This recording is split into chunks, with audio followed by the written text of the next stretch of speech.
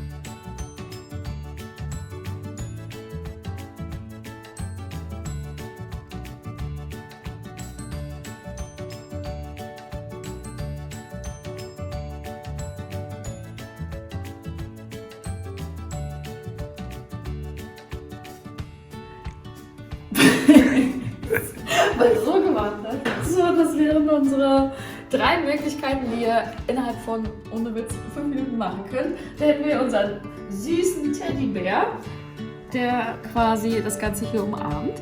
Dann hätten wir natürlich die individuelle Tasse mit dem wunderschönen Herz rum. Natürlich sehr schlicht gehalten. Und dann hätten wir noch den super süßen Teddy, der versteckt aus dem Karton herausschlüpft und natürlich mit ein paar Süßigkeiten. Ich hoffe, der kleine Exkurs in den Valentinstag oder in den Tag der Liebsten hat euch gefallen und ich hoffe, ihr findet Inspiration darin. Bis bald und vergesst nicht, den Kanal zu abonnieren.